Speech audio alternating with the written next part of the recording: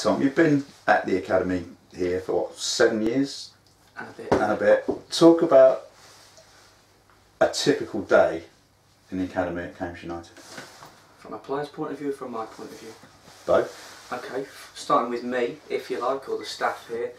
A typical day would be getting into the office as early as you can, trying to reply to emails and things like that, which takes up the majority of the day, as well as planning, preparing for sessions, for festivals, recruitment, different bits and pieces like that, as well as organising our academy players, our shadow squad players for the games that we have that coming weekend, and different bits and pieces like that, as well as meetings. And then when everybody goes home around 4 or 5 o'clock, we go out coaching and spend our evenings coaching the children that we're trying to make better for the football club, and on windy, wet, cold AstroTurfs. But that's it in a nutshell. And that's where the hard work is finding those players and developing those players and feeding them into a system which has grown beyond recognition from when you started. Yeah, I mean, I think a few years ago, it's no fault of anybody's when you're starting up, when the old system closed down due to several reasons. You have to start again effectively, and we're now starting to see the benefit of that with, I'm sure obviously it's quite well documented with yourselves and the football club, with Jake Chambers-Shaw, Don Mason and Justin Levers, who have been offered scholarships, of which I was Jake's under-9 coach and invited him in as an as an 8-year-old when he went to our Burwell Development Centre. So there is a lot that goes into it, and it's trying to find the best players that we can for this football club, which might be different for other football clubs, but something that we try and get them to do the right things, the ethos that we're trying to create. And yeah, I mean, we're hoping that over the next few years we can have a few more Jake Chambers-Shaws, etc., so that it all feels worthwhile, all the hard work really. What are the criteria you look for in a young player, and at what age do you consider them maybe too young or old enough? Good question, put me on the spot there. There are several things that go into consideration when obviously looking for players, and that depends on their age as well. So for example, throughout the summer that's just gone, we'll have covered nearly 70 tournaments, ranging as far north as Stamford, Peterborough, deep in Spalding, down to Ryan FC, North London, St Albans, etc. So for the younger ones, the key areas that we look for are the coordination, their balance, and for me that bit of X factor that separates them away from somebody else without trying to be too cheesy. Can they pass the ball? Yes, lots of children are taught to pass, but my opinion is it's easier, or it's proved to have been easier, to try and teach children how to, or coach children how to pass the ball. You can help them with the decisions that they make, but it's that little thing that sets them apart from somebody else when perhaps they haven't been told to do something, and it just catches your eye. In terms of the older ones, it obviously has to become a little bit different, because they're going into 9v9 football, 11-a-side football, and the long-term development that we would have with them is shorter, as silly as that sounds. So it's the physical attributes that they may have, i.e. again their pace, their decision making, their tactical awareness, but all things that we think we can help them with. We don't expect them to do the finished article, but more a case of, if we think we can work with that player, if he's got something that we like which fits into the way that we're trying to work with the boys, then we'll take a punt and give anybody an opportunity. And the club ethos is a bit special. Director of Football Jez George was telling me yesterday that the lack of bookings in the first team during the league matches this season is the sort of thing that's been preached all the way through. Respect and discipline. Yeah, I think first of all that's credit to Richard and the first team staff for what they do with the senior players. I mean, we do try and emulate that throughout the youth scheme. The boys, so for example, last weekend our under-8s to under-11s went away to Manchester City, and the 12s to 14s are doing the same. This weekend, I mean, we went to Toby Carvery, which was next to our Premier Inn last week, of which the boys are separated into their tables. As you do, you go and see if the boys are alright, if they're eating what they should be doing and things like that, of which Two local ladies sort of commented to myself with the boys in earshot that they thought that they were going to have a bit of a nightmare meal with 6, 8, 9, 10-year-olds sat next to them, of which they were really surprised and sort of how the boys conducted themselves, which all sounds a little bit far-winded, if you like, or what have you, but that type of thing off the pitch is something that we're quite big on, and I think that goes in sync with the comments that we get from other clubs and how the boys are disciplined on the pitch, try and play it in the right way, and like I say, that's credit to everybody involved at the football club, really. So up at Manchester City, you've got a fabulous, fabulous fixture list for all your youngsters now, and it wasn't always like that though. No, that is true. Massive credit goes to Ginge, or Mark Tracy as people might know him as.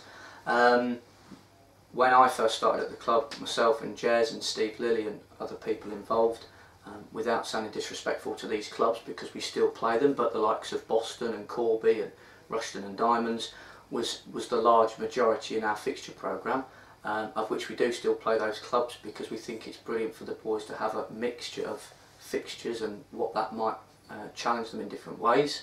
But just the name that you just mentioned, Manchester City, the week before the boys were playing Bristol City and Chelsea over at Cobham with, I'll chuck a name in, but with Mourinho and John Terry and what have you, a few watching on, which, to be honest, when I saw Jose I was a little bit excited, so the kids obviously were buzzing for that, but it goes on.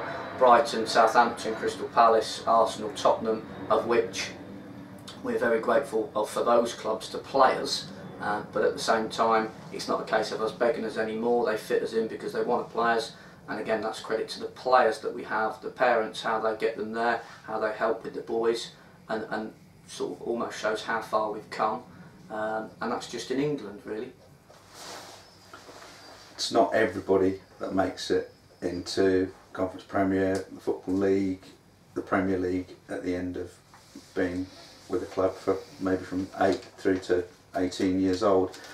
So in a sense there's some waste in the system, but in another sense what you're turning out is some very well-rounded individuals who are very, very good sportsmen, and a lot of them will continue to ply their trade below league level and enjoy it and get a lot out of it. Yeah, I think that's key. I think what the club do with the scholars, that sort of speaks volumes of that. So I know that there's quite a few boys taking part in AS levels, A levels, which when they're at their age, obviously the shortfall might be greater because obviously they're getting to the stage where they might be receiving development contracts, professional contracts, things like that. But that's something throughout the football club that we try and ensure that we do. As part of our shadow squad scheme, which runs the tier below the academy, we have a shadow scholarship now which we started last September, which seems to be running really well with Jake Hammond and Gary Maheineke, and we're sort of grateful for Cambridge Regional College for us allowing us to do that. But it just gives the kids an option into further education that perhaps might not get what they want in the short term, but I think the parents can also see that we've got a duty of care with the boys, and we're trying to do that as best we can, because as you say, statistically the chances of the boys making it into professional football is limited, and that's not just at our football club, that's at every football club, and I would hope to think that the ones that do get through go on to have great careers.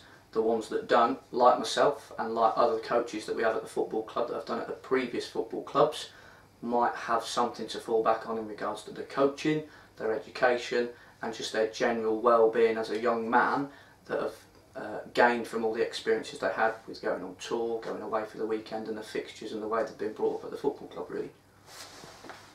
I was going to mention the tours because in the party room there's all the pennants from the various tournaments you've been in.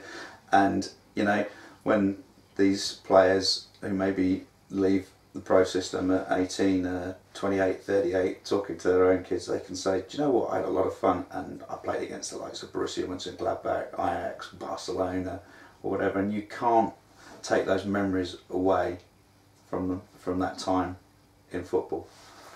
Yeah, I think some of the kids that are with us, their friends don't believe some of the clubs they play. I mean, I remember going into which was near our old office last year in the party room with the pennants that we had, and there was in one cabinet a Borussia Dortmund pennant and a Bayern Munich pennant, and that was the day we walked in for the Champions League final, of which some of our boys had played those clubs that season.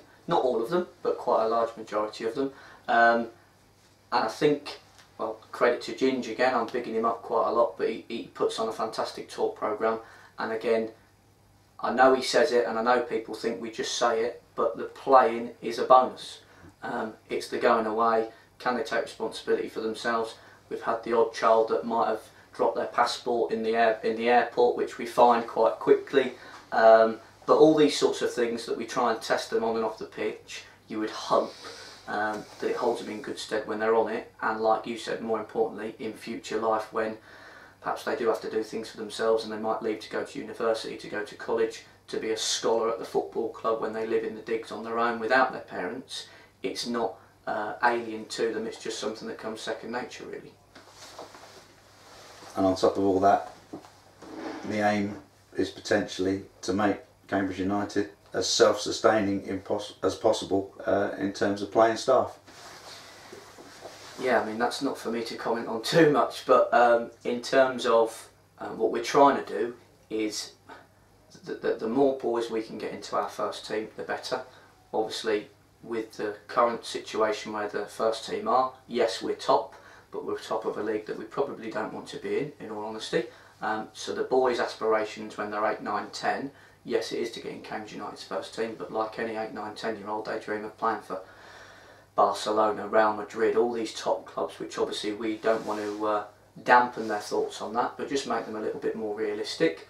And we do have boys that might be of interest to other clubs and things like that, which if that opportunity comes along and we feel as though it's right for that boy, then obviously we would help him in that sort of way. But the main aim, like you say, is to get boys into Cambridge United's first team. Are we successful in doing that? At the moment I feel we are, and the club's got quite a rich history in doing that, with numerous players of Jack Collison's era and what have you of doing that as well, and going on to play at a higher level. So if we can get boys in the first team and make us self-sustainable like that, great. If we can sell a few on at an older age, brilliant. Again, money for the club, of which, like I said, has happened previously, and we hope that we can continue to do that with the boys that we have and the coaching staff that we have, and long may it continue, really.